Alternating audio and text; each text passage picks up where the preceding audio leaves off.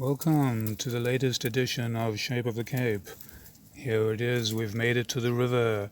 This is after our little climb down from the cliff tops. And being midsummer now, the Shape of the Cape is quite hot and the river stream is very minimal. So it teaches us we really need to be aware and carry our own water. Nevertheless, you could join us here. This is the next leg after our little exposition to find the treasure of Captain Kidd. Captain Kidd's buried treasure here.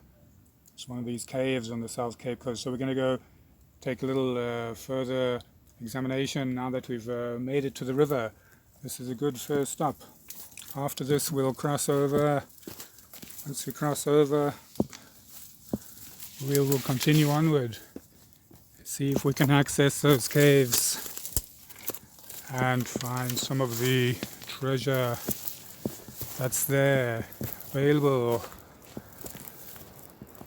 We've done well so far. Been able to get a fairly good part of the way down. Soon we'll get ourselves down there. Those caves are waiting us.